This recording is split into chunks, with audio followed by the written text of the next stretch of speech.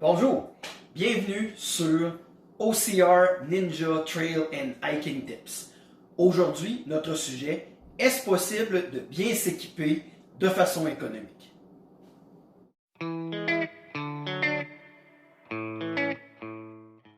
Nous tenons à mentionner que nous ne sommes commandités par aucune entreprise ou lobby et que les informations qu'on transmet dans nos vidéos le sont dans une démarche de partage avec la communauté.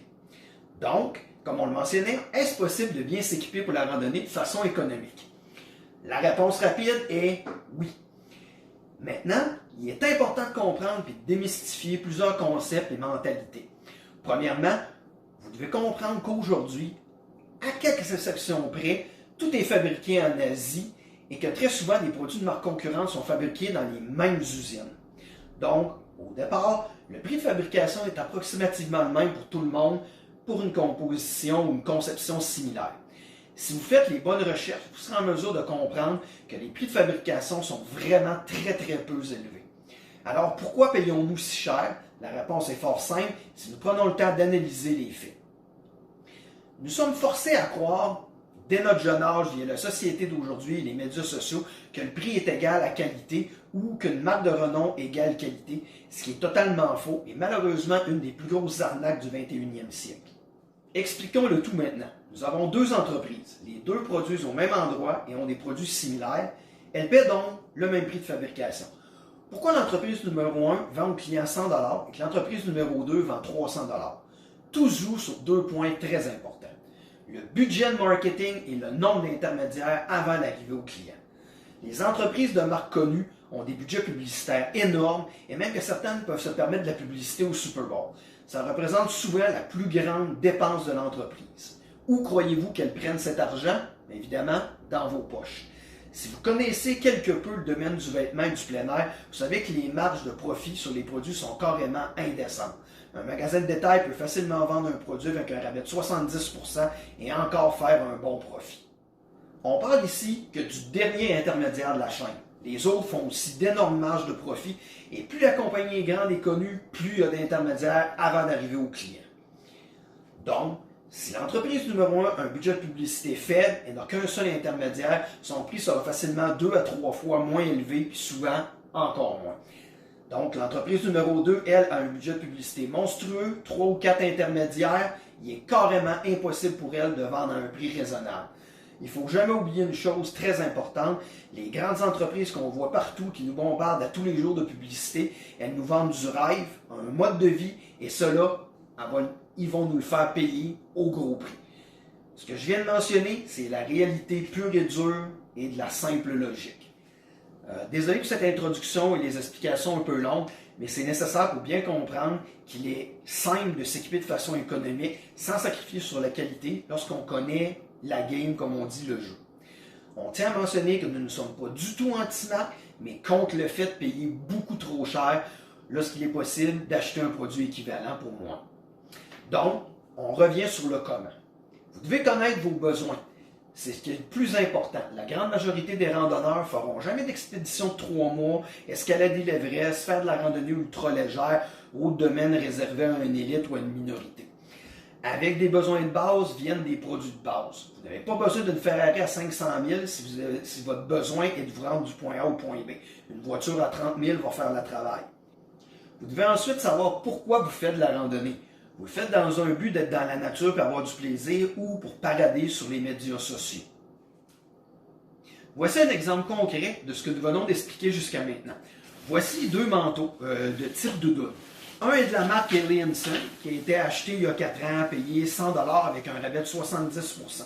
Le prix régulier était d'environ 250 $ il y a 4 ans. L'autre est un manteau Decathlon, acheté il y a 2 ans et payé 55 $. Vous voyez qu'il s'agit du même type de produit avec le même genre de conception.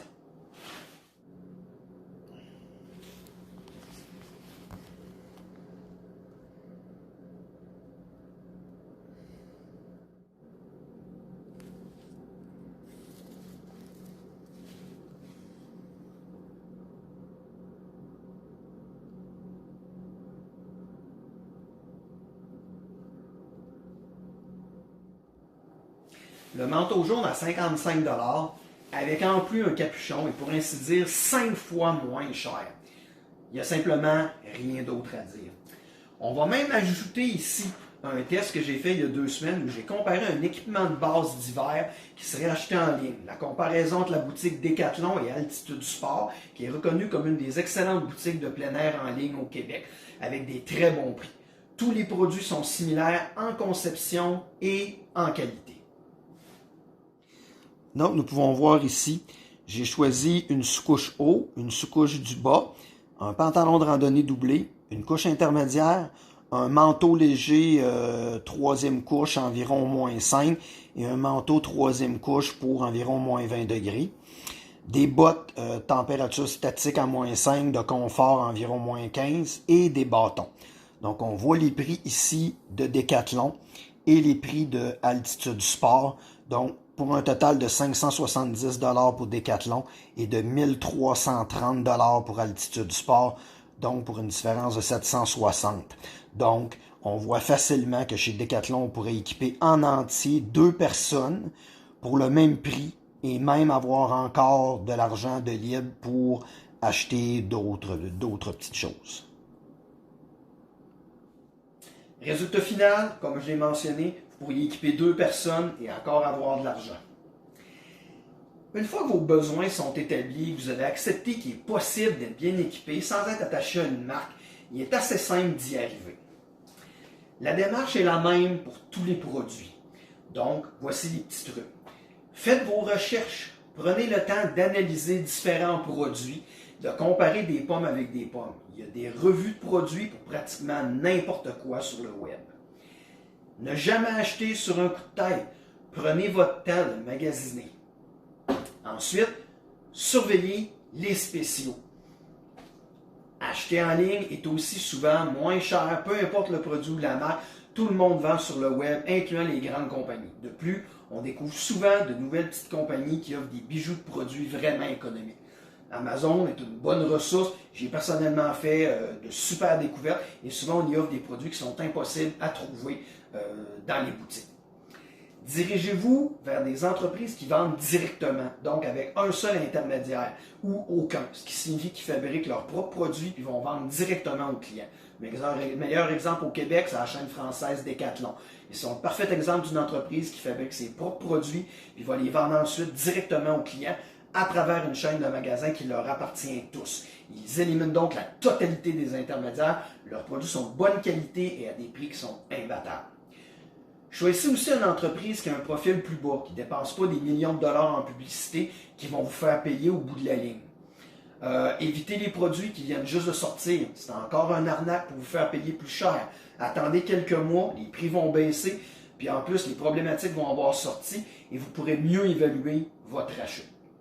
Quelques petits trucs supplémentaires et des petits coups de cœur qu'on a. Canadian Tire. Vous savez, c'est une chaîne canadienne, on peut trouver d'énormes sections de plein air avec beaucoup de très bons produits, dont la compagnie Woods. J'ai un sac à dos de Joe que j'ai acheté il y a plus de 10 ans, qui est encore très bien, ainsi que plusieurs autres produits. Il y a aussi Pro Nature, qui est un magasin de chasse, mais ils ont souvent de super beaux produits de plein air à des prix incroyables. Je vais y prendre souvent des bas de laine en mérino. J'ai acheté des bottes de randonnée avec lesquelles j'ai fait mon voyage en Islande sans aucun problème. Il y a aussi Dollarama. Ben oui, Dollarama.